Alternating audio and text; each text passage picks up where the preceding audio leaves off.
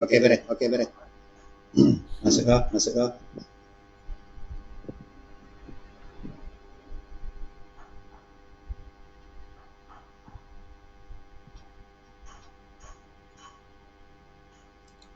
Hello?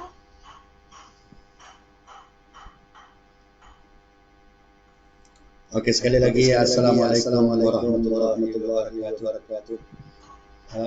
Kami minta maaf kerana ada gangguan blackout tadi sekejap.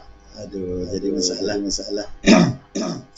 Dan kita teruskanlah pada pagi ini.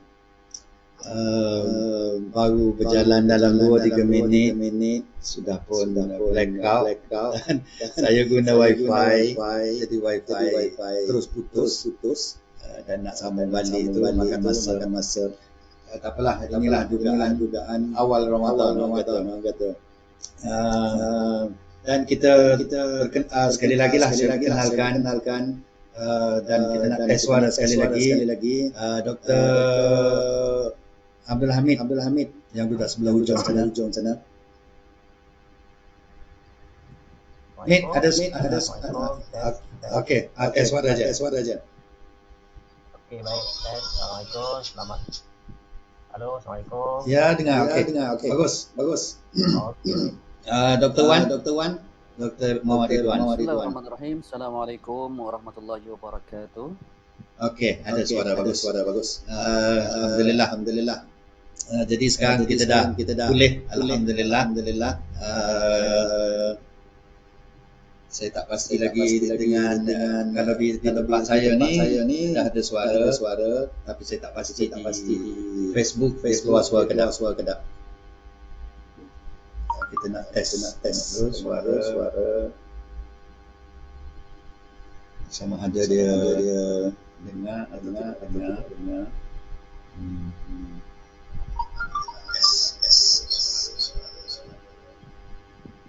Okey, ada. Alhamdulillah. Jadi kita teruskan, kita mulakanlah program kita pada pagi ini iaitu Ambang Ramadan. Di mana tajuk kita pagi ini ialah Ramadan datang lagi. Dan Ramadan ini pastinya akan datang setiap tahun. Sama ada kita tunggu ataupun kita tak tunggu, dia confirm akan datang ya. Jadi untuk permulaan ini masa kita pun dah habis banyak, saya akan persilakan Dr. Abdul Hamid dengan saya nak bagi satu soalan lah. Bila Ramadan ini dia datang, dia marilah setiap tahun, sama ada kita sedar atau kita tak sedar, maka apakah persiapan yang sepatutnya yang kita kena buat? Esok dah ni nak Ramadan ni. Petang ni tengok anak bulan, insya-Allah nampak dan esok kita puasa. Jadi apakah persediaan singkat yang boleh kita lakukan untuk menghadapi Ramadan yang mubarak ini? Silakan Dr. Min. A'udzubillahi minasyaitonirrajim. Bismillahirrahmanirrahim. Alhamdulillahirabbil alamin. Wassalatu wassalamu ala asyrafil anbiya'i wal mursalin wa ala alihi wa sahbihi ajma'in. Pertama-tama marilah kita bersyukur kepada Allah Subhanahu Wa Taala kerana kita dapat bersama bersiaran pada pagi ini. Walaupun tadi ada sedikit gangguan seperti mana yang kongsi tadi yang berusaha pengurusi majlis merangkap moderator kita pagi ini Ustaz Abdul Sattar Muhammad. Muslimin dan muslimat pendengar di luar sana, saya doakan semoga semua dalam keadaan sihat walafiat. Assalamualaikum warahmatullahi wabarakatuh. Okey, terima kasih. Saya ucapkan kepada khususnya Jabatan Ketua Jabatan Pendidikan Islam dan Moral, seluruh staf yang ada di Jabatan JPI kerana sudi menjemput saya lah selaku salah seorang panel untuk bincang masalah puasa kita pada pagi ini. Sekali lagi terima kasih banyak kepada JPI khususnya, kemudian warga IKJ umumnya. Tuan-puan, saudara-saudari yang dirahmati Allah sekalian, sebagaimana yang disebut oleh pengurusi tadi, Ramadan datang lagi. Memang akan selalu datang. Yang perginya cuma 11 bulan datang balik. Tetapi datangnya itu adalah berbeza dengan sebagaimana datang sebelum ini. Berbezanya ialah bukan kerana berbeza bukan kerana berbeza hari, tahun, walaupun itu ada beza, tapi dalam segi maknanya berbeza di sini adalah berbeza ada penambahan dan juga ada kekurangan. Baik, apa yang bertambah? Yang bertambahnya mungkin individu-individu baru yang lahir dalam dunia hari ini. Dan apa pula yang berkurang? Yang berkurang itu ialah mungkin mereka yang kita sayangi sudah pergi untuk selama-lamanya. Sememangnya Ramadan tahun lepas rasa macam baru saja kita bersama dengan mereka. Tetapi tahun ini Ramadan sudah tidak ada lagi mereka di sisi kita, terutama orang-orang yang dekat dengan kita lah. Tuan-puan yang dapat Allah sekalian, untuk mengingati kita bersama, saya masih nak mengulang-ulang ayat-ayat suci Al-Quran yang berkaitan dengan puasa Ramadan ini, sebagaimana yang selalu kita baca dalam surah Al-Baqarah ayat 183. A'udzubillahi minasyaitonirrajim. Bismillahirrahmanirrahim. Ya ayyuhallazina amanu kutiba 'alaikumus shiyam kama kutiba 'alal ladzina min qablikum la'allakum tattaqun. Wahai orang-orang yang beriman, diwajibkan atas kamu berpuasa sebagaimana telah diwajibkan atas orang-orang yang sebelum kamu, semoga kamu bertakwa. Kemudian dalam ayat lain Allah Ta'ala juga berfirman, Syahrul Ramadan allazi unzila fihi al-Quran hudan lin-nasi wa bayyinatin minal huda wal furqan. Faman syahida minkum asy-syahra falyasum. Yang bermaksud pada bulan Ramadan ini iaitu bulan yang diturunkan kepadanya Al-Quran sehingga menjadi petunjuk kepada manusia, dan ia menjadi penjelasan dan juga pedoman serta pemisah di antara hak dan yang batil. Maka barang siapa yang berada di tempatnya pada bulan itu, maka ia hendaklah berpuasa. Tuan-tuan, muslimin dan muslimat yang dirahmati Allah Subhanahu Wa Taala, 2 bulan lepas, yakni bulan Rajab dan bulan Syaban, kita dah dipersiapkan dengan satu doa yang sangat menarik, dan selalu saja kita baca, yakni Allahumma barik lana fi Rajab wa Syaban wa ballighna Ramadan. Ini doa ini selalu kita baca, wahai Tuhan kami, berikanlah keberkatan pada bulan Rajab dan juga keberkatan pada bulan Syaban. Dan doa yang terakhir itu ialah sampaikanlah Tuhan kami pada bulan Ramadan yang akan datang pada besoknya. Baik. Kemudian selain itu ada satu doa lagi yang selalu kita dengar yang dibaca sempena untuk bulan Ramadan ini, iaitu doa ini adalah doa yang dibaca oleh salafus salih, doa salih dahulu. Allahumma sallim ila Ramadan wa sallim Ramadan wa sallamhu minni mutaqabbalan, yang bermaksud, ya Allah, ya Tuhan kami, ya Tuhanku, selamatkanlah diriku dia sampai kepada bulan Ramadan. Serahkanlah Ramadan ini padaku untuk beribadat dan terimalah daripadaku segala amalan yang dibuat. Baik, tuan-puan, muslimin dan muslimat yang dirahmati Allah, saya tertarik dengan doa ini. Kenapa? Kerana dalam doa kita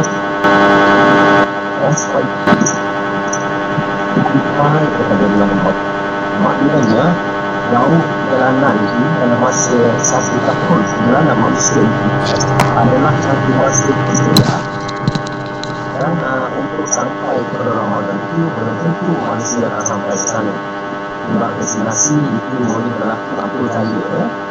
Saya mengambil contoh, ada adik saya yang baru meninggal dunia tak lama dalam masa 6 bulan hanya, maknanya kami masih buka puasa tahun lepas sama-sama tahun ni ada isi itu sebagai satu contoh kemudian masa ni Ramadan serahkanlah Ramadan ini padaku. Maknanya apa tu? Maknanya kita doa kepada Allah Subhanahu Wa Taala supaya menyerahkan bulan Ramadan ini untuk diri kita melakukan ibadah. Maknanya menyerah tidak serahkan ibadah itu. Semua yang tidak dimurah kepada saya segala ibadah yang dibuat.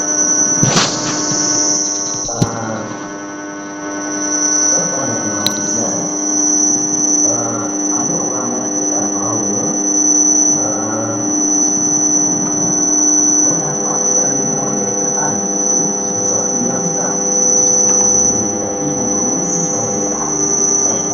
Saya kaitkan dengan apa yang kita bincangkan pada pagi ini, iaitu maksudnya adalah orang berfokus menjaga kesihatan diri, jasmani, hidup selamat dan sejahtera. Baik, kehidupan yang selamat dan sejahtera ada kemudian bila dah sampai kepada satu masa yang mana diberi kesejahteraan oleh Allah SWT dan bertemulah ia dengan bulan Ramadan, yang bulan yang ditunggu-tunggu itu. Kemudian bagaimana untuk mengisi Ramadan itu? Ini yang ada kaitan yang sangat jelas dengan apa yang kita bincangkan tadi. Okey, ada yang gangguan suara sikit, saya kena buka jauhkan saya punya mic sekejap. Baik, dalam doa ini nampak jelaslah kepada kita bahawa persiapan yang dibuat oleh para muslimin itu adalah sangat lama. Dan alhamdulillah ada dua perkataan yang paling kita perlu ingat dalam hidup kita ini adalah pertama insaf dan yang kedua syukur. Baik, untuk menyambut Ramadan kita kena tunggu dua perkataan ini. Yang pertama insaf dan yang kedua syukur. Insaf bagaimana yang disebut dalam hadis Nabi SAW, masa Ramadan adalah iman wa ihtisaban kufira lahu ma taqaddama min dhanbi. Maknanya insaf itu perasaan yang mendalam dalam diri seseorang yang bahawasanya ia dapat hadir lagi dan berada di tengah-tengah orang ramai bersama orang lain. Kemudian ini insaf dirinya sebagai makhluk Allah yang diciptakan dan diberi umur dan diberi waktu, kesempatan, kehidupan dan sebagainya. Maka kedua adalah syukur.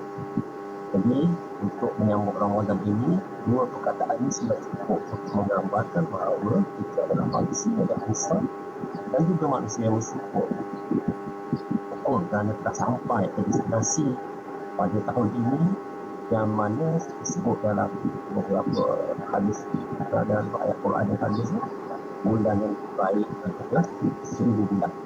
Maknanya dua kalimah tadi yang saya sebutkan tadi adalah sangat tepat dan sesuai. Saya menginsafi bahawa keberadaan kita di muka bumi ini adalah sesuatu yang perlu dimanfaatkan. Lahir di sini bukan sia-sia. Lahir di sini adalah ada satu tujuan yang besar dan amanah tanggungjawab yang perlu kita pikul. Tuan-tuan, baik, saya nak tengok bagaimana hubungan berhaban dalam Ramadan ini. Persiapan ni adalah sudah tentulah sudah disediakan.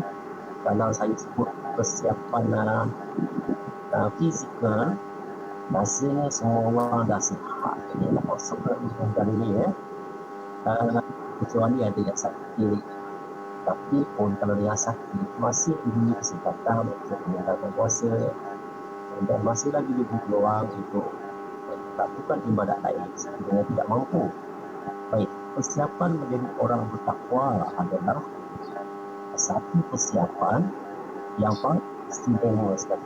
Sekali dia, sebagaimana hujung ayat yang saya bacakan tadi, jangan takut. Kamu menjadilah orang yang bertakwa, jangan jadi orang biasa. Yang mana ukuran takwa itu nanti saya akan sebutkan selepas ini. Baik, secara keseluruhan, berpuasa ada dua. Yang pertama, hablum minallah. Yang kedua, hablum minannas. Yakni hubungan vertikal antara hamba dengan Tuhan. Yang kedua, hubungan secara horizontal, yakni makhluk sesama dengan makhluk. Baik, untuk mendapatkan apa yang disebut dengan secara lebih baik kepada sendiri bulan dengan ganjaran-ganjaran yang cukup banyak di bulan puasa, maka sudah tentulah persiapan awal kita ialah memperbaiki hubungan dengan Allah Subhanahu Wa Taala. Memang sepanjang masa kita telah memperbaiki hubungan ini dari masa ke semasa. Bahkan hubungan kita ini sentiasa diperbetulkan melalui ibadat. Tetapi hubungan ini seharusnya dia boleh dieratkan lagi menjelang bulan Ramadan yang mulia ini. Yakni dengan banyak melakukan amalan-amalan yang selalu dilakukan secara rutin, dan buatlah amalan yang belum pernah kita lakukan secara rutin. Baik, sesetengah orang dia mengatakan bahawa perlu kita bertaubat. Maksud bulan puasa ni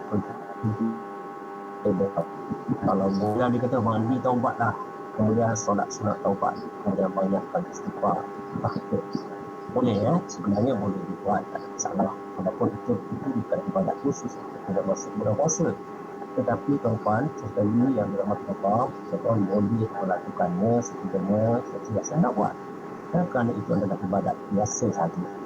Baik, saya ingin menarik kepada saudara dalam konteks kita hari ini, kalau nak masuk bulan puasa, tidak ada satu penawar atau obat yang paling ampuh ataupun pil yang paling bertahan lama ataupun disebut sebagai satu tonik yang hebat. Maknanya tidak ada sesuatu pun yang dapat mengatasi kekuatan hati, azam dan juga semangat. Baik, kekuatan hati, azam dan juga semangat. Ini kerana yang menjadi raja untuk menggerakkan kita ke bulan puasa ini untuk melakukan amalan dan sebagainya adalah motivasi dalaman, di proses instintif yang datang daripada sumber dalam hati yang mampu menggerakkan kita untuk melakukan ibadat puasa itu. Baik, kerana kalau kita tengok hati itu yang menjadi pendorong dan penggerak, dialah yang memberi motivasi kepada kita untuk melakukan ibadat. Dia boleh menghasilkan sinergi yang digunakan untuk merawat dan menjaga diri. Kerana ia, saya sebut tadi, adalah sebagai raja bagi anggota badan dan tempat letaknya semangat kepada diri kita. Baik, sinergi ini yang digerakkan oleh hati. Hati dalam konteks ini adalah hati yang sebagaimana yang disebut oleh Maulana, yakni hati dan fikiran dia juga termasuk dalam hal ini, yakni melalui perasaan, yakni kemungkinan untuk menyambut Ramadan, lahirlah emosi kasih sayang yang sangat cinta pada bulan yang mulia ini, sehingga mampu mengubah medan energi kita daripada energi inilah juga akan mengakhirkan satu kekuatan kepada kita, dorongan dalaman, mental dan mengarahkan spiritual kita untuk membentuk keimanan dan juga ketakwaan. Baik, inilah saya sekiranya yang kita sebut sebagai sinergi dalaman yang boleh mendorong orang. Jadi, dari mana datangnya sinergi ini? Sinergi ini akan datang hanya kepada orang yang dapat mengenali Ramadan itu dengan lebih baik. Kita tak tahu.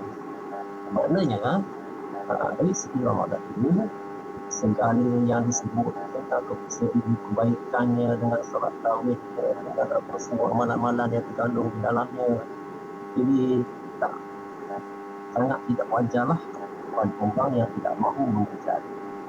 Kalau Al-Quran surah Asy-Syams saya baca maksudnya saja, sesungguhnya mendapat kemenangan orang yang membersihkan hatinya, yakni roh atau nafsu dan kecewa orang-orang yang mengotori diri. Baik, tuan-tuan, saya latihan sedikit selain daripada saya menceritakan tentang apa ni, kekuatan hati dan semangat orang yang ditanam dalam diri orang ini. Kita tengok bagaimana orang yang kuat, orang tua, orang yang dah pencen dan ibu-ibu yang dah pencen, itulah yang kelihatannya sangat gagah dan kuat untuk menuju ke situasi orang. Dari mana datangnya motivasi itu? Ya, motivasi itu datang daripada dalam.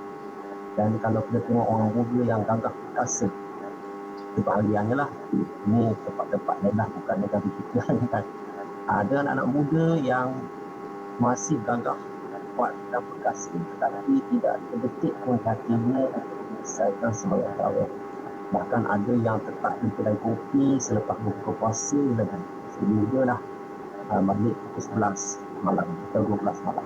Apa Dr. Ming? Dr. Ming? Tak apa, sekarang ni kedai kopi tak buka lah. Pasar Ramadan tutup. Jadi semua kena pergi masjid lah kot.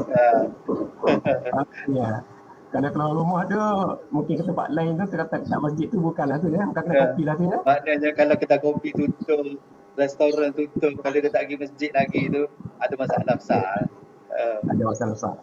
Okey, baik. Dia tak ada persiapan dorongan dalam hati. Itu yang saya sebutkan tadi maksudnya kan. Ya. Okey, baik. Saya nak tarik sikit dalam isu ini ke atas fenomena semasa yang berlaku dalam dunia ini. Saya tertarik sebab saya tengok dalam konteks revolusi industri 4.0 yang mana dahulunya kita ni manusia ni selalu disibukkan dengan teknologi information lah, apa-apa cerita lah kan. Kemudian nak cerita di sini bahawa manusia itu sudah semakin hanyut dalam dunia revolusi industri 4.0. Yang 2.0, 3.0 itu tak payah cerita lah kan.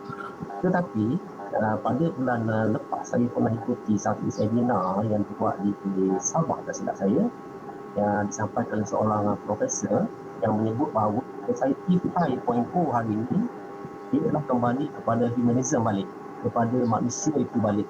Okay. Jadi apa yang tak kenanya dengan manusia zaman ini? Saya nak kaitkan dengan hati tadi ya. Hati tadi. Baik, maknanya sejauh mana pun teknologi, sekuat mana pun tarikan terhadap teknologi, akhirnya manusia akan kembali kepada fitrah. Dan juga fitrahnya adalah fitrah untuk kembali kepada aspek ketuhanan dan juga spiritual ataupun spiritual yang akan membentuk dirinya kembali sebagai manusia. Baik, sebenarnya dalam hal ini kita tengok walaupun industri 4.0 ini dia merujuk kepada satu situasi yang berlaku di Jepun di mana terlalu hebatnya teknologi menyebabkan nilai kemanusiaan telah menjadi semakin longgar dan tenaga kerja juga semakin berkurang. Ini menyebabkan apa?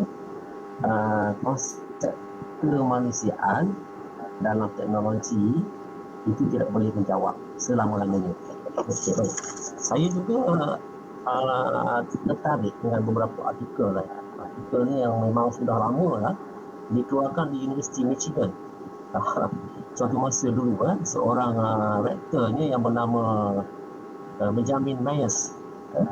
Dia kata apa? Dia kata kita memiliki orang-orang terdidik yang jauh lebih banyak sepanjang sejarah kita. Lebih ramai dalam sejarah kita. Dan kita juga memiliki lulusan perguruan tinggi yang ramai, namun kemanusiaan kita adalah manusia yang berpenyakit. Bukan pengetahuan yang kita perlukan, tetapi kemanusiaan sedang memerlukan sesuatu, yakni dari segi pemenuhan aspek spiritual. Baik, tuan-tuan, untuk hal ini kita tengok balik kepada nilai puasa yang sangat hebat itu. Baik, nilai puasa yang sangat hebat itu yang boleh mendidik jiwa manusia dan boleh disebut sebagai sebagai sekolah Ramadan. Baik, kalau begitu saudara sekalian, kita sebenarnya aspek kerohanian itu kurang. Jadi inilah masanya kita buat persiapan untuk memenuhi aspirasi psikologi, aspirasi internal manusia. Aspirasi dalaman ini dia tidak dapat dengan jawapan melalui teknologi, melalui sistem communication yang berjalan hari ini, dan juga apa-apa yang dicetak oleh manusia yang tidak utuh dalam konteks teknologi ini, yang berfikiran tinggi tetapi hati pening. Sarjana yang merasakan bahawa dia hebat, tetapi dalam nilai etika dia hanya baru sebesar kuman. Kemudian kita tengok para intelek yang megah tetapi panas badan dalam kehidupan mereka yang tidak terkawal. Kemudian itulah dia, antaranya ialah kekosongan nilai. Itu yang rasanya dalam bulan puasa adalah satu medan terbaik untuk isi. Kerana satu masa dulu Roger, seorang ahli falsafah Britain, juga menganggap bahawa semua penyakit manusia timbul kerana manusia hanya mempertajamkan akalnya sekali. Maknanya setiap hari orang mengasah fikiran, membuat kerja rutin. Tetapi dia telah mengosongkan hatinya. Manusia-manusia ini hanya berfikir saja, bahkan dia adalah satu masa dia akan menjadi binatang yang cacat. Okey. Maksudnya homo sapien kan? Okey, Dr. Mik, kita potong sebentar. Okey. Kita nak bagi ruang juga kepada Dr. Ridwan. Jadi apa yang Dr. Mik kata tadi itu telah memberi gambaran kepada kita bahawa kita perlu mendidik hati, ataupun kita perlu membetulkan hati kita, memfitrahkan hati ini. Kerana kita dah terpesong jauh sebenarnya. Kerana yang memesongkan kita tu mungkin kadang-kadang ilmu tu sendiri memesongkan kita lah. Macam doktor kata, ramai intelek, ramai orang yang mencari keintelektualan tu, tetapi mereka abaikan hati mereka. Ramai orang yang kejar kepada teknologi, tetapi mereka telah meninggalkan fitrah hati itu, menyebabkan teknologinya canggih, penguasaan teknologinya canggih, tapi hatinya kosong. Jadi Ramadan inilah sebenarnya untuk masa kita memfitrahkan semula hati, untuk kembali semula tanpa kita tidak meninggalkan ilmu. Itulah yang patut kita persiapkan. Ya, kita persiapkan. Ya. Bukanlah maksudnya bila kita kata teknologi itu dia mengosongkan hati, ilmu mengosongkan hati, intelek itu mengosongkan, bukan kita nak buang yang tu, tapi kita nak gunakan kecanggihan teknologi, kita nak gunakan ilmu yang begitu luas ini untuk nak masukkan, nak kembalikan hati kita tu kepada fitrah ketuhanan, kepada fitrah keimanan. Nah, gitu. Terima kasih Dr. Mik, kita sambung tadi. Okey, baik. Jadi kita nak pergi kepada Dr. Muhammad Ridwan. Jadi ini doktor, Ramadan ini memanglah disebutkan sebagai bulan Al-Quran, Syahrul Quran. Dan doktor ni dah baca Syahrul Ramadan unzila fihi Al-Quran hudan linnas wa bayyinatin minal huda wal furqan. Jadi dalam ayat lain pun ada sebut inna anzalna fi lailatul qadar. Dalam surah Al-Qadar. Ada dalam surah satu lagi tu, inna anzalnahu fi lailatin mubarakah. Sesungguhnya kami turunkan Al-Quran ini pada malam yang berkah. Jadi kita nak minta Ustaz Doktor untuk cerita sikit tentang Al-Quran dan kesinambungannya dengan apa yang Dr. Mik ceritakan tadi. Silakan. Dia punya apabila moderator bercakap tu bunyi tak ada, dia ada gangguan sikit pada bunyi tu. Okey. Banyak ganggu ni. Auzubillahi minasyaitonir rajim. Bismillahirrahmanirrahim. Innal hamdalillah nahmaduhu wa nasta'inuhu wa nastaghfiruh wa nastahdihi wa na'udzu billahi min shururi anfusina wa min sayyiati a'malina. May yahdihillahu fala mudilla lahu wa may yudlil fala hadiya lahu. Asyhadu an la ilaha illallah wa asyhadu anna Muhammadan 'abduhu wa rasuluh. Allahumma salli ala sayyidina Muhammadin wa ala alihi wa sahbihi ajma'in. A'udzu billahi minasyaitonir rajim. يا أيها الذين آمنوا كتب عليكم الصيام كما كتب على الذين من قبلكم لعلكم تتقون. صدق الله العظيم. أما بعد. Assalamualaikum warahmatullahi wabarakatuh. Yang dihormati Tuan Moderator, Ustaz Abdul Sattar Muhammad, rakan ahli panel, Dr. Ahmid Ali, kepada semua warga pendidik IPG Kampus Kota Baru, siswa-siswi yang dikasihi dan muslimin dan muslimat yang dirahmati Allah sekalian. Alhamdulillah, kita pun sekarang berada di pusingan yang pertama untuk yang pertama, insyaAllah, bersama dengan tadi kita telah mendengar kupasan yang cukup menarik yang telah disampaikan oleh Dr. Abdul Hamid tentang persiapan dan persediaan dari segi mental dan fizikal yang telah disentuh yang cukup menerapkan dalam jiwa kita, insyaAllah.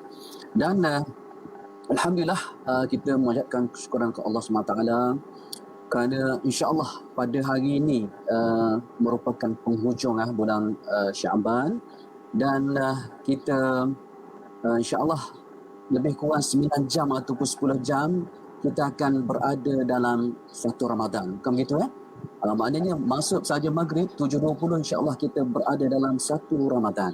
So Alhamdulillah, tanpa kita sedari bulan Ramadan kini tiba kan. Kalau ikut pandangan kawan saya, dia selalu mengalungkan, dia kata Ramadan tiba, Ramadan tiba, Ramadan tiba, marhaban ya Ramadan, marhaban ya Ramadan, marhaban ya Ramadan, marhaban ya Ramadan.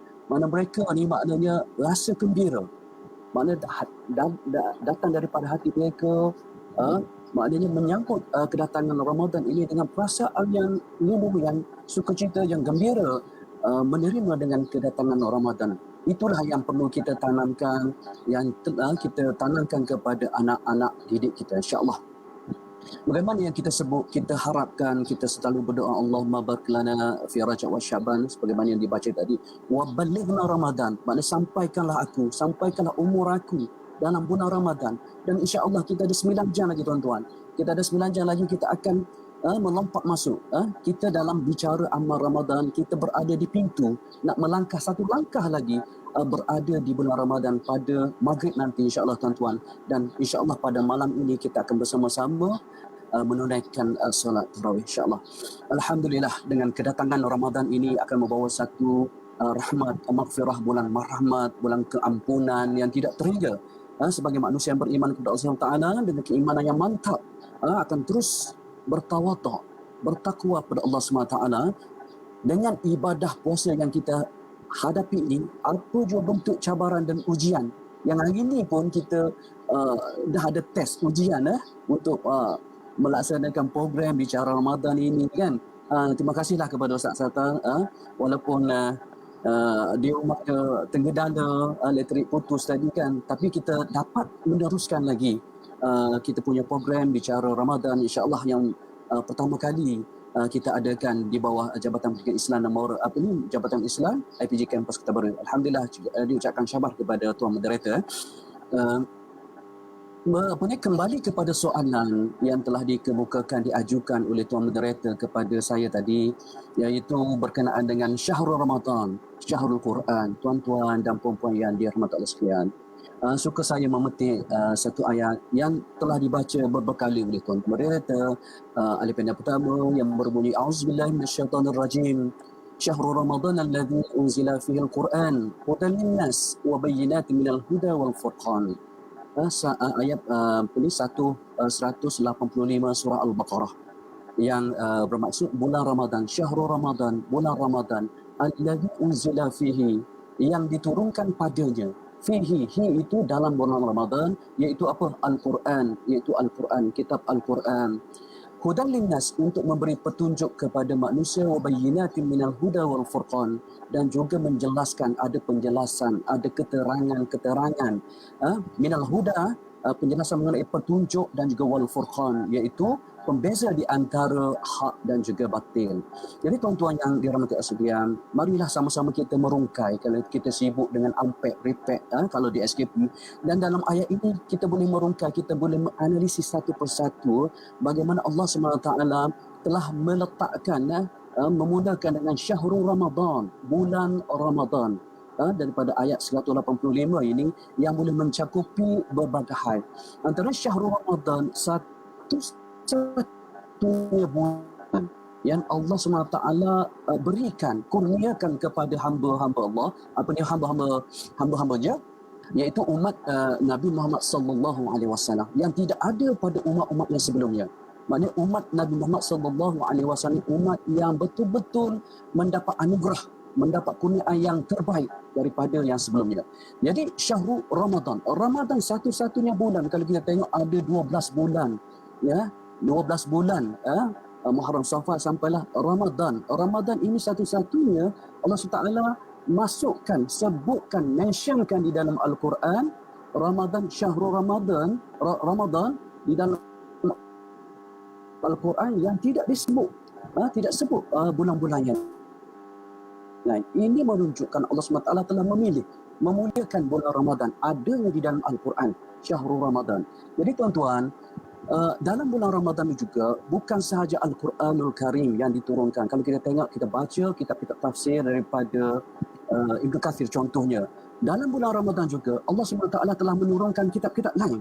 Contohnya kitab Taurat, kitab Zabur, Injil, Suhuf juga di dalam bulan Ramadan. Dan dalam bulan Ramadan inilah yang disyariatkan kita berpuasa. Dan dalam bulan Ramadan digandakan, kita tengoklah kelebihan, manfaat yang banyak. Dalam bulan Ramadan digandakan pahala, dibukakan pintu syurga, ditutup pintu neraka, ditambat syaitan, dibelenggu, dirantai syaitan-syaitan yang sentiasa mengganggu kita. Dan di dalam bulan Ramadan ada juga satu malam yang disebut Lailatul Qadar, yang telah disebut oleh Ustaz Sata tadi. Maknanya Al-Quran ini diturun dalam bulan Ramadan. Kita tak tahu bila kan, tetapi ada lagi satu penjelasan dalil daripada Al-Quran Karim, surah Al-Qadar. Inna anzalnahu fi lailatul qadar. Maksudnya sungguhnya kami telah menurunkan. Hu itu kembali kepada Al-Quran. Maksudnya Allah Subhanahu Wa Taala telah menurunkan Al-Quran pada malam Lailatul Qadar. Hu itu kembali kepada Al-Quran. Tuan, saya ada terbaca satu tafsiran daripada tafsir orang Syiah. Dia pelik sikit Syiah ni. Bila dia tafsirkan inna anzalnahu fi lailatul qadar, dia kata hu tu pada sesungguhnya kami turunkan pada malam itu, menurunkan Imam Mahdi, dia kata. Imam Mahdi. Bagi orang Syiah dia kata Imam Mahdi. Jadi tafsiran ni kalau dia kita takdirkan kepada Imam Mahdi kan. Jadi kalau kita terbaca lah artikel yang kata pada malam Lailatul Qadar turunnya Imam Mahdi, maka itu adalah pandangan orang-orang Syiah yang salah. Dia takut ada orang yang terbaca, lepas tu dia kata Imam Mahdi pun turun malam Lailatul Qadar juga. Bermakna itu adalah pendapat yang salah. Teruskan. Kalau dia tambahkan tanazzal malaikat waruh, maknanya turun para malaikat dan Jibril, mana kita boleh terima. Kita boleh terima. Ada lagi dia punya sambungan ayat-ayat. Jadi dia punya bahan-bahan ataupun etika-etika yang rasa agak mengelirukan ataupun yang lebih sangat. Jadi kita insya-Allah kita tolaklah apa itu, kita ambil yang kesepakatan ataupun ijma' daripada ulama yang mentafsirkan bahawa di situ kembali kepada Al-Quranul Karim. Mana Allah SWT Al-Quranul Karim di sana. Dan banyak lagi disyariatkan tarawih pada malamnya kan, dijadikan rahmat pengampunan. Ini pun ada hadis-hadis yang meriwayatkan hadis dhaif kan. Di dalam dia kata awal rahmat, tengah pengampunan dan juga pembelaan itu, maknanya sebenarnya bukannya pembahagian fasa-fasa itulah. Maknanya kita boleh beriktikad, berpegang bahawa bermulanya malam pertama sampailah malam 29.30 kan, maknanya Allah SWT telah sediakan rahmat ada, pengampunan ada dan pembebasan api neraka. Jadi kita jangan kelirulah tuan-tuan dan puan-puan dan tuan moderator, kadang-kadang kita pegang satu-satu kan. Jadi Allah bukakan pintu rahmat, pengampunan. Kita boleh terus memohon kepada Allah SWT, bermunajat kepada Allah SWT, mendapat rahmat, pengampunan dan pembebasan api neraka. Makna ketiga itu, makna isinya adalah tepat dan tidak menyalahi hukum hakam yang telah diletakkan, insya-Allah. Jadi tuan-tuan yang dimuliakan, saya sambung lagi, maknanya syahrul Ramadan. Ramadan sudah jelaskan allazi unzila fil Quran. Jadi yang mana allazi unzila fil Quran, yang diturunkan padanya dalam bulan Ramadan itu Al-Quran, tuan-tuan. Maknanya Allah SWT telah mengarahkan, maknanya di lauhin mahfuz, maknanya di sana adalah tempat Al-Quran diturunkan sebagai satu yang sudah lengkap, 30 juzuk di lauh mahfuz. Dan Allah SWT telah mengarahkan, maknanya daripada lauh mahfuz 30 juzuk itu diturunkan di Baitul Izzah, pada sama dunia. Jadi Al-Quran berada di Baitul Izzah sebelum diarahkan kepada malaikat Jibril alaihissalam, diturunkan kepada qalbi Nabi, mana kepada hati Nabi secara tadarujan atau munajiman, maknanya secara berperingkat-peringkat hasbal hawadis, mengikut peristiwa-peristiwa yang berlaku sebab nuzulah, kita katakan selama 23 tahun yang kita tengok 13 tahun di Makkah dan juga 10 tahun di Madinah. Jadi ini dia punya silsilah ataupun kronologi. Al-Quran itu asalnya satu sekaligus diturunkan di Lauhul Mahfuz, dan kemudian diturunkan ke daripada Lauh Mahfuz ke Baitul Izzah, kemudian diturunkan mengikut peristiwa-peristiwa yang berlaku kepada kepada Nabi Muhammad sallallahu alaihi wasallam selama 23 tahun. Jadi tuan-tuan dan tuan sekalian, maknanya menyatakan bahawa penurunan Al-Quran ini adalah menambahkan lagi kemuliaan bulan Ramadan. Allah SWT memertabatkan bulan Ramadan ini. Kenapa? Kerana Al-Quran Al-Karim merupakan kalamullah, mana kata-kata Allah. Maknanya bukannya kata-kata Muhammad. Ini juga kita boleh rak balik, kita boleh menjawab persoalan-persoalan.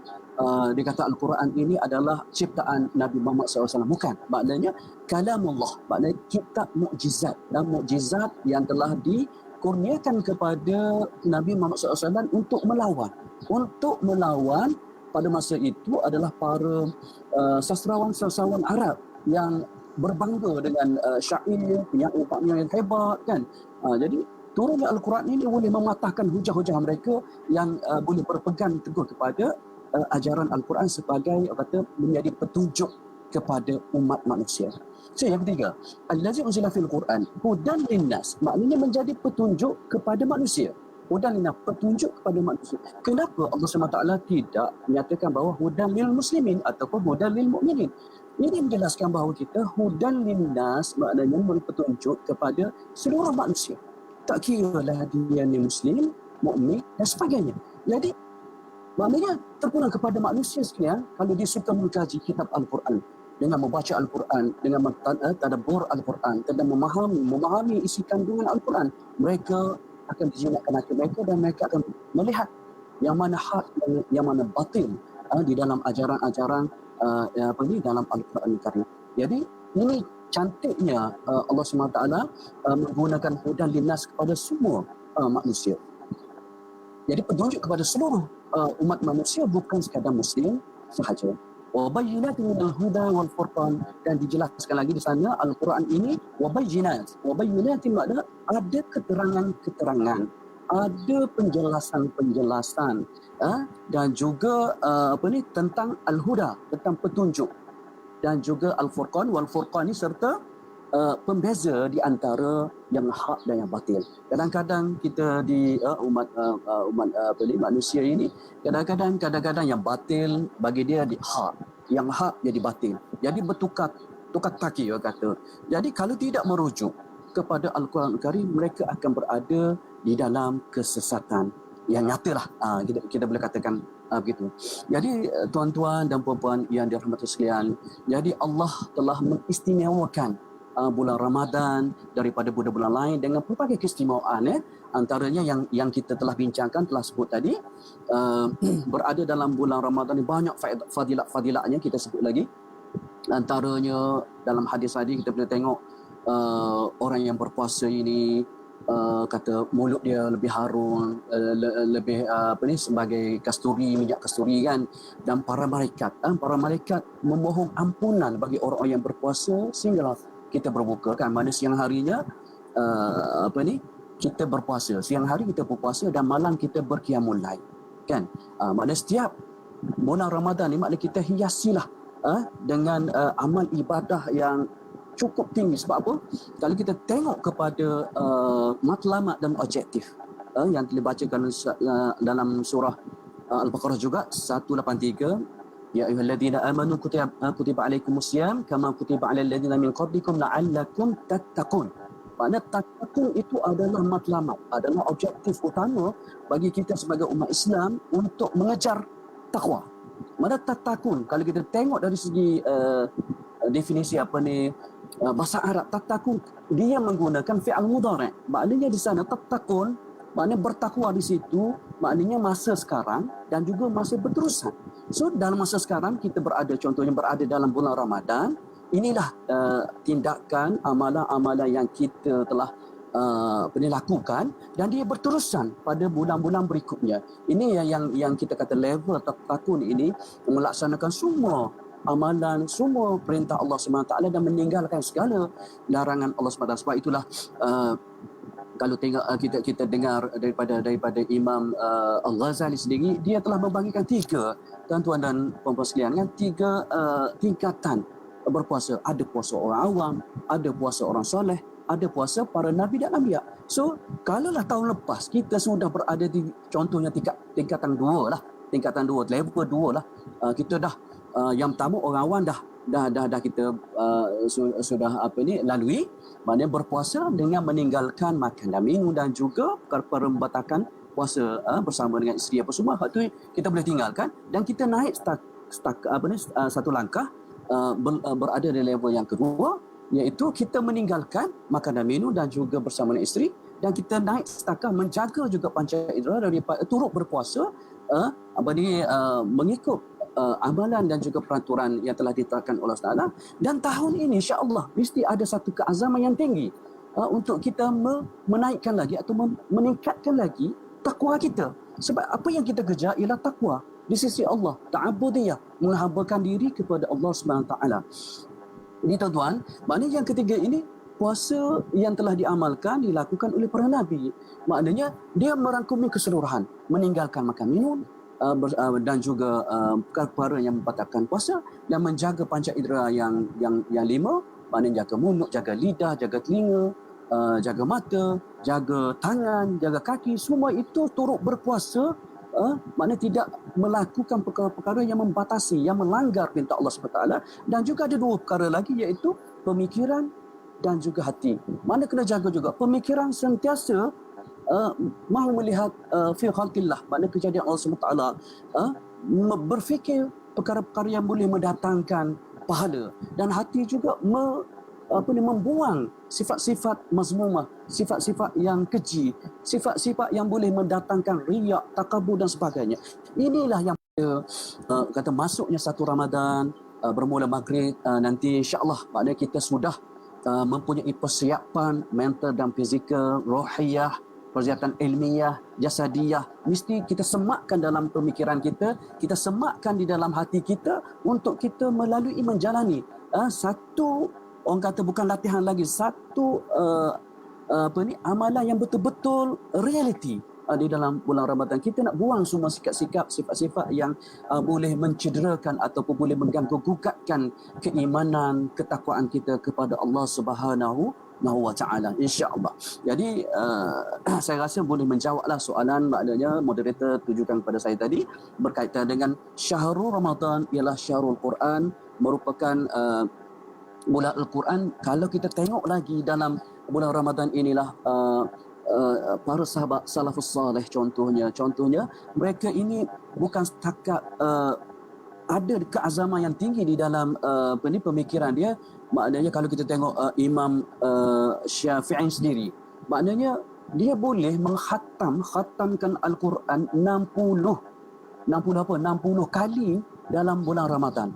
60 kali. So kalau kita tengok bagaimana kekuatan fizikal dan mental Imam Syafi'i boleh khatam 60 kali dalam bulan Ramadan. Maknanya seolah-olah dalam satu hari 2 kali khatam Al-Quran. Maknanya Ini dia punya kekuatan. Ada yang Khalifah Osman Affan sendiri setiap hari dia khatam Al-Quran. Jadi kita kena melihat ke arah itu, makna bagaimana salafus saleh pada para sahabat menjadikan Al-Quran ini teman hidup dia. Teman sejati, bukannya perkara-perkara lain yang boleh menyebabkan kita terabai dan melalaikan kehidupan kita. Jadi contoh ini makna baca Al-Quran, kita ada beberapa kaedah lah. Contohnya boleh khatam Al-Quran, satu bab kita letak dan kita boleh tadabburkan Al-Quran. Kadang-kadang kita banyaklah moderator yang selalu memperingatkan kepada contohnya kepada anak-anak murid, pelajar-pelajar dan rakan-rakan kita. Bukan sekadar baca saja, bukan sekadar kita nak baca kan. Itu satu hal kita boleh letak ada aktiviti baca Al-Quran untuk khatam dan juga ada satu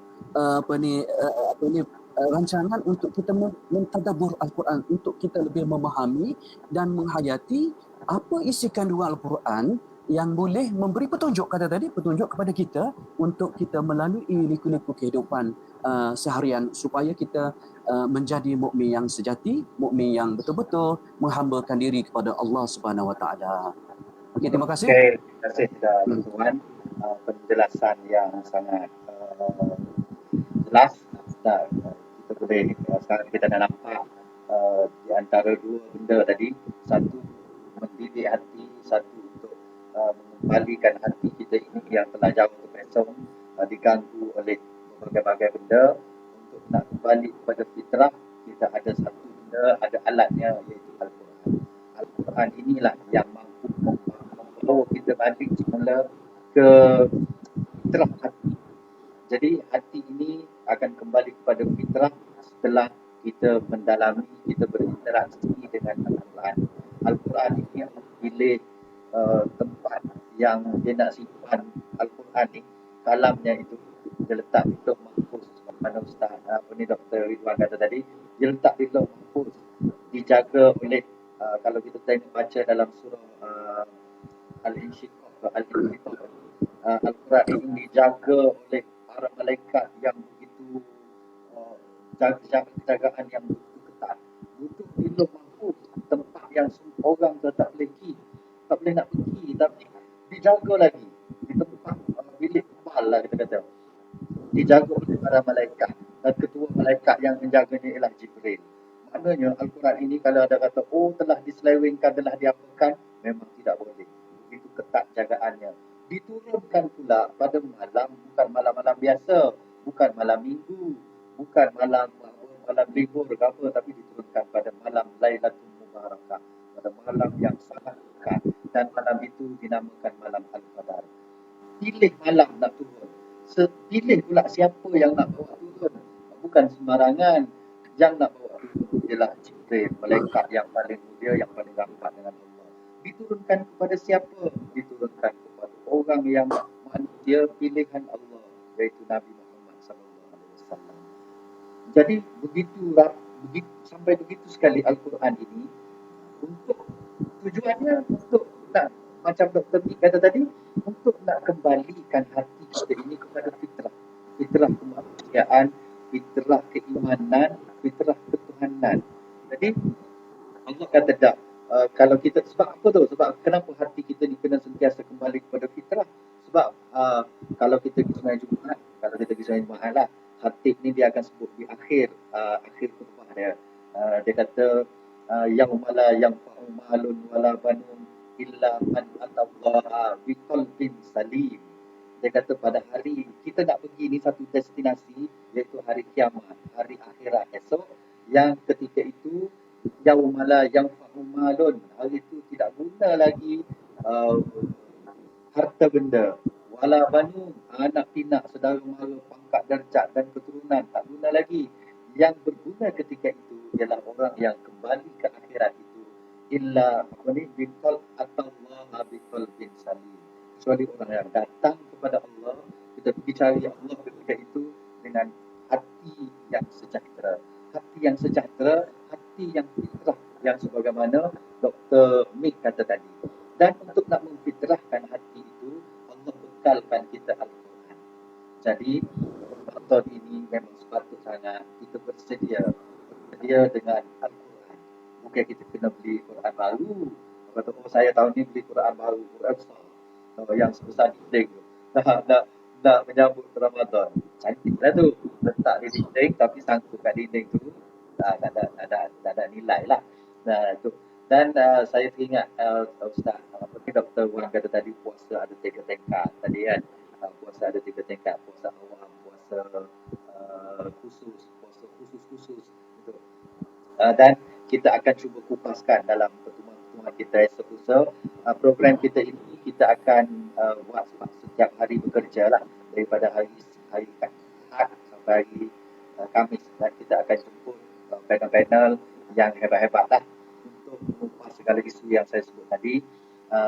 Dan salah satu isu yang kita akan sebutkan dalam ni, saya ada analogi puasa itu sendiri, iaitu ada puasa ular, ada puasa ular, ada puasa ayam, ada puasa penguin. Nanti pada hari-hari lain kita akan cerita macam mana puasa ular, macam mana puasa ular, macam mana puasa penguin, macam mana puasa apa lagi, puasa ayam. Jadi sekali lagi terima kasih Dr. Mick. Dr. Mick hadiah setia dengan kita lagi ni. Kita lebihkan masa, sepatutnya kita buat sejam, tapi oleh kerana kita ada kendala ni, kita lewat sikit. Dan sebelum tu Dr. Mick, kita nak pesan kepada rakan-rakan kita, share Facebook ni, share ke Facebook kita. Kalau kita ada grup, kita share ke grup kita. Setakat ni penonton tidak ramai sangat. Mungkin hari pertama tak ramai, promosi kita tak berapa. Dan kita nak share, kan, letak di dinding kita, di wall kita tu. Kita share, kita tengok saja, kita share, dan dia akan kekal di situ selagi saya tak delete ni, dia tidak akan hilang lah. Dan kalau dia tak sempat tengok pada hari ni, mungkin dia tengok kejap lagi, dia tengok malam ni, dia tengok esok, sebab ianya sangat bermanfaat kepada kita. Jadi rugi sangat kalau kita tengok saja, kita tak kongsikan dengan orang lain. Share. Jadi biar benda ni dia tersebar luas. Saya ada dapat daripada tengok view ni, ada dari petani, dari selatan Thai pun ada yang menonton kita. Sebab tu kita gunakan bahasa muda-muda supaya orang sana pun boleh tahu. Kalau kita bahasa tinggi-tinggi, dia tak faham pula. Jadi ada penonton kita dari selatan Thai yang saya dapat detect lah. Jadi Dr. Mick, bila dah kata tadi, Dr. Mick boleh sambung sikit lagi lah dalam 5 minit atau buat rumusan sikit tentang persediaan kita untuk kembali ke fitrah ini dalam bulan Ramadan. Rumusan 5 minit. Baik, terima kasih rakan saya Dr. Wan. Saya masih nak melihat kepada fenomena antara kehidupan yang kita lalui sepanjang yang lalu, kemudian masuknya Ramadan. Baik sekalian, tadi saya dah nyatakan tentang bagaimana hiruk pikuk kehidupan manusia hari ini, yang ada yang dah semakin jauh, ada yang lupa, dan ramai juga sebenarnya yang beriman dan taat kepada Allah SWT. Jadi untuk mengisi Ramadan itu, maka dah banyaklah orang-orang beri cadangan solat tarawih, yang mulai puasa, kemudian witir dan sebagainya. Cuma saya tertarik dengan ada 3 istilah statistik di sini. Yang pertama adalah disebut untuk memasuki bulan Ramadan ini sangat baik kepada kita untuk bersifat takhali, yakni kita mengosongkan diri kita, rasa marah, kosongkan diri kita, tidak rasa permusuhan sesama manusia dari segi hubungan horizontalnya. Kemudian kita kosongkan diri kita kalau boleh dengan semua yang bersifat-sifat mazmumah itu, dan kita menjadi seorang yang pemaaf. Bukan kita nak mohon maaf, tapi lebih baik kita menjadi seorang pemaaf. Isikkan dalam hati kecil kita bahawa semua yang dilakukan oleh rakan-rakan kita dah maafkan semua kesalahan mereka.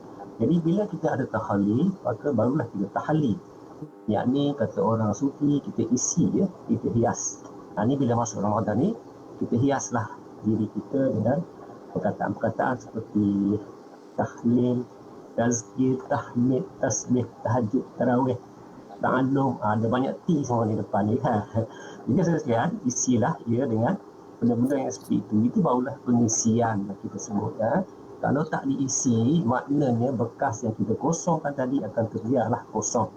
Kemudian yang terakhir ialah kita bertajalli, iaitu kita mempunyai sejenis perasaan yang orang lain sendiri tak boleh rasakan dia punya kenikmatan ibadat itu. Dan inilah tujuan akhir bagi kehidupan manusia yang beribadat.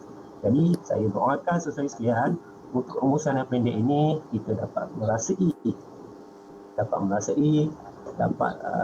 merasa roh Ramadan itu dengan sebaik-baiknya, dan insya-Allah pada akhir nanti kita dapat objektif terakhir, iaitu takwa sebagaimana yang disebut dalam Al-Quran yang dibacakan oleh rakan-rakan saya tadi, surah Al-Baqarah ayat 183. Jadi untuk ringkasan saya rasa sajalah ya, kita akan balik kepada, walaupun banyak lagi faktor-faktor lain yang kita boleh siapkan diri ya. Pada saya, hati itu adalah raja segala-galanya, kerana di situ ada motivasi, ada sumber daya, ada sumber gerak, ada sumber segala-galanya di situ, termasuklah pengosong, mengisi dan juga merasai kenikmatan ibadat sebagai tujuan akhir. Jadi saya balik pada Tuan Moderator. Terima kasih semua. InsyaAllah jumpa lagi. Okey, terima kasih Dr. Mit, dan apa nama ni, kita kena jumpa Dr. Mit ni sebab kita ada banyak hari. Kita akan Dr. Mit, kita jumpa Dr. Mit sore pula. Hari ni kita bergabung dengan Dr. Wan, kita jumpa Dr. Mit pula lepas ni. Dan Dr. Ridwan pun kita akan jumpa secara khusus pula sore pula. Banyak benda yang kita boleh ambil daripada dia, daripada dua panel ni. Kalau dengan masa 1 jam ni memang tak cukup lah. Sebab semua nak bagi tahu, semua nak royak belaka lah. Nak keluarkan semua jadi tak fair. Kita bagi masa khusus lepas ni. Dr. Mit boleh tak apa, kita bayar. Jadi kita bayar lah. Kita belajar air ya. Kita belajar air. Kita belajar waktu tengah hari ni. Mana boleh, Sia tak boleh ni. Okey, Dr. Wan. Dr. Wan boleh sambung sikit lagi dan buat rumusan tentang bagaimana kita dengan Al-Quran ini nak berinteraksi macam tadi. Nak berinteraksi dengan Al-Quran supaya Al-Quran di tahun ni, puasa di tahun ni jadi puasa yang betul berguna lah. Tidak puasa. Kita dah 8 tahun. Kalau saya ni dekat 60 kali dah kita lalui Ramadan ni. Nak dekat 90, tak sampai 90 lagi. Dekat 60 kali itu lebih dah. Jadi kita nak tahun ni mungkin Ramadan terakhir dah untuk kita. Kita bertahan macam Dr. Mit kata tadi, adik dia tahun lepas Ramadan bersama, tahun ni tak boleh bersama dah. Kita makan semoga adik Dr. Mit, kawan saya juga dirahmati Allah, syuri rahmat ke atasnya Allah.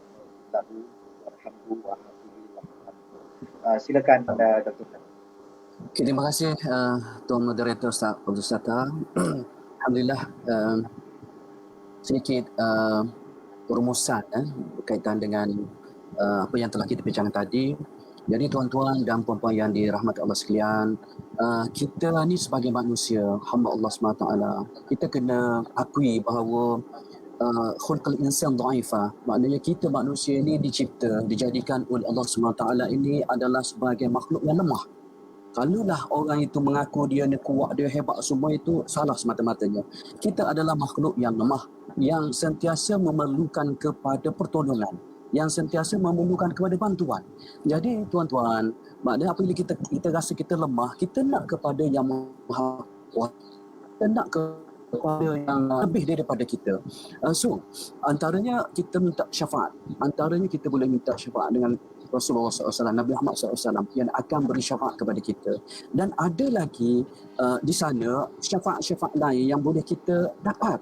Contohnya puasa dan juga Al-Quran. Saya suka memetik daripada Abdullah bin Amr berkata bahawa Nabi Muhammad SAW bersabda, "As-siyamu wal Quran yashfa'ani lil 'abdi yawm al-qiyamah. Yaqulu as-siyam ay rabb mana'tu bis-ta'am wash-shahawat bin-nahar wa syafi'ani fihi.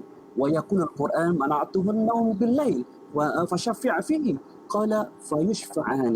Jadi maksudnya puasa dan Al-Quran itu akan memberi syafaat buat hamba-hambanya pada hari kiamat. Jadi puasa berkata, "Wahai Rabb, wahai Tuhan, aku telah menahannya daripada makan dan minum." Ini puasa berpuasa diri, merintih, merayu, memohon kehadrat Allah Subhanahu Wa Taala, aku telah menahan seorang hamba ni yang betul-betul berpuasa dengan sifat takwa yang tinggi, berpuasa dia kata puasa kata menahan daripada makan dan minum dan syahwat pada siang hari, dan izinkan aku beri syafaat kepada hamba tersebut. Dan Quran juga berkata, aku telah menahannya daripada tidur pada waktu malam. Maknanya dia membaca, hamba ini membaca Al-Quran daripada lepas pada tarawih sampailah berqiyamul lail, bertahajud dan bersahur. Jadi dia menahan daripada tidur malam. Jadi maka izinkanlah aku memberi syafaat kepada si hamba ini. Kemudian keduanya memberi syafaat kepada orang yang melakukan. Riwayat Ahmad dan At-Tabrani. Walaupun hadis ini ada selisih faham di antara ulama-ulama hadis, ada kata hasan, ada sahih, ada kata dhaif, tapi pada isi kandungan itu yang cukup sahih. Maknanya Al-Quran, kita baca Al-Quran, ada yang riwayat lain kata iqra'ul Quran fa innahu ya'ti yaumal qiyamah syafi'an li ashabihi. Jadi Allah SWT, Rasulullah SAW mengajar kita bahawa bacalah Al-Quran, iqra'ul Quran. Maknanya dengan sifat jamak, bacalah Al-Quran, kamu semua bacalah Al-Quran, kerana sesungguhnya fa innahu ya'ti yaumal qiyamah, ia akan datang pada hari kiamat ni syafi'an, maknanya syafaat, pembantu, penolong li ashabi, bagi mereka yang suka membaca Al-Quranul Karim. Jadi tuan-tuan dan puan-puan, maknanya untuk saya merumuskan bahawa membaca Al-Quran ini adalah suatu perkara amalan yang patut kita jangan tinggalkan, jangan berabuk. Al-Quran itu kata Ustaz kata beli Quran baru.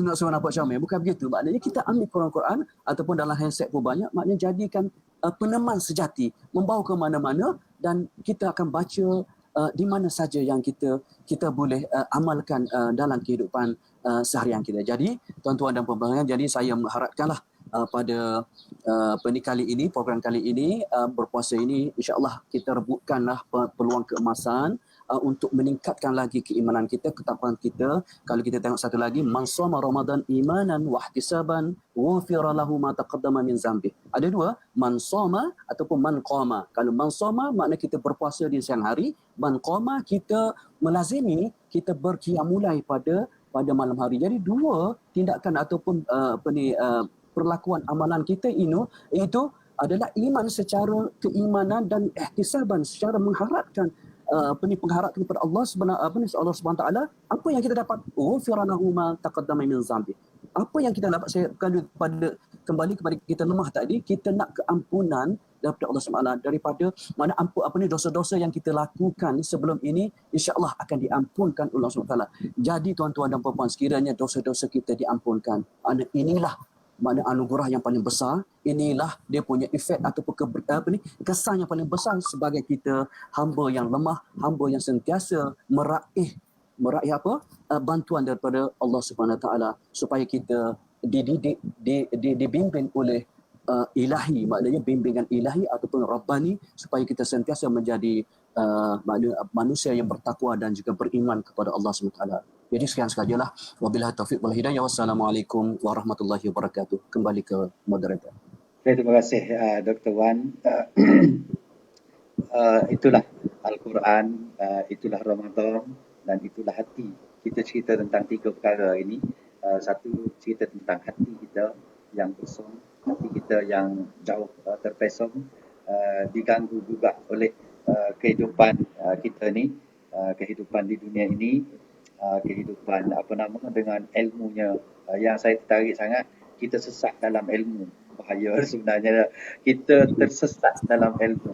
Bagaimana Dr. Mick kata tadi, jiwa kita kosong kerana kita masuk banyak sangat ilmu tu tidak membantu kita, bahaya.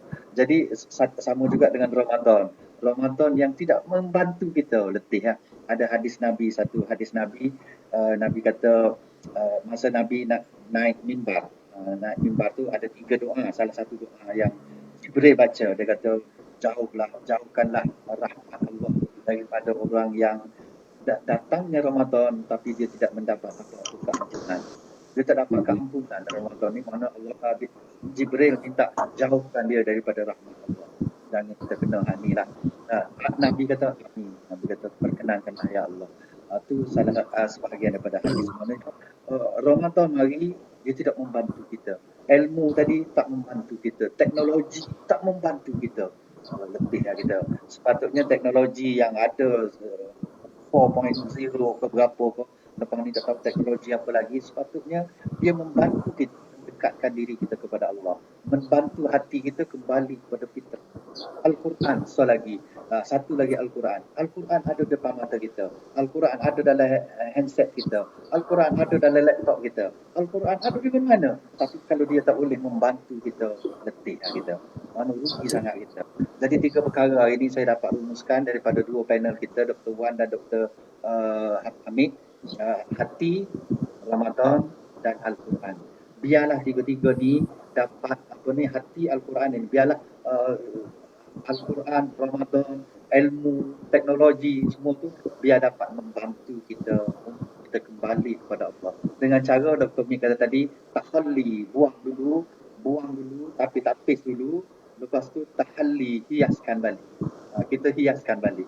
Jadi hiaskan Ramadan ni dia mari dia package. Dia mari dengan bazar dia mari dengan apanya ada nanti kita tapis lah.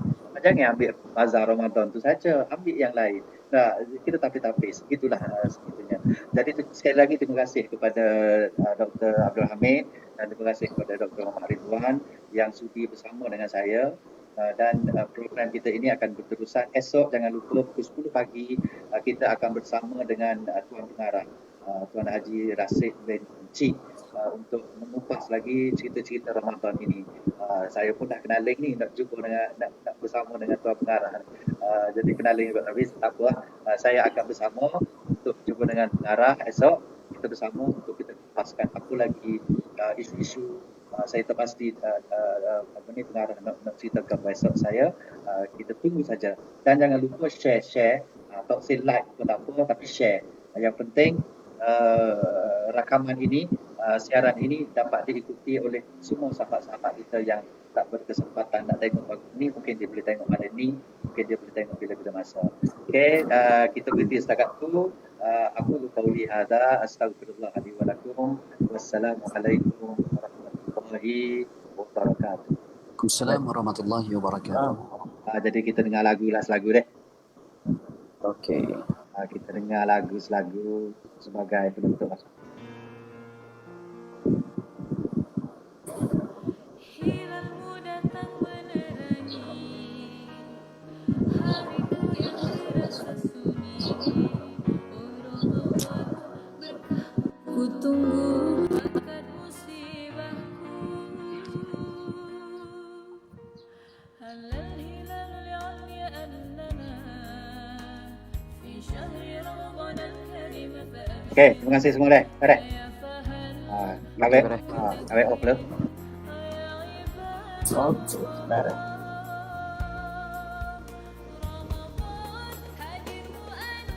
Dia Pak tadi dia ganggu yang masa Ustaz Amik tu banyak sangat dia. Ya. Oh. Dia mari situ, dia mari ke komputer tak dia. Dia mic tak dia punya. Kalau tak kecek beres.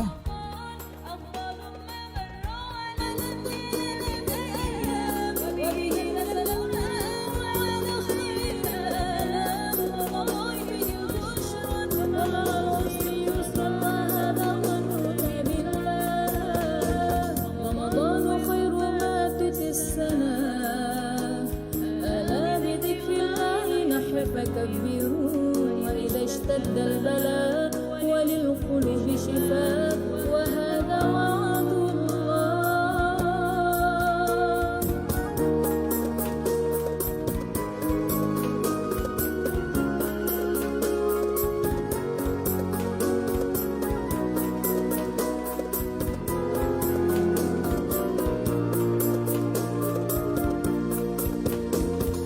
Hilangmu datang menerangi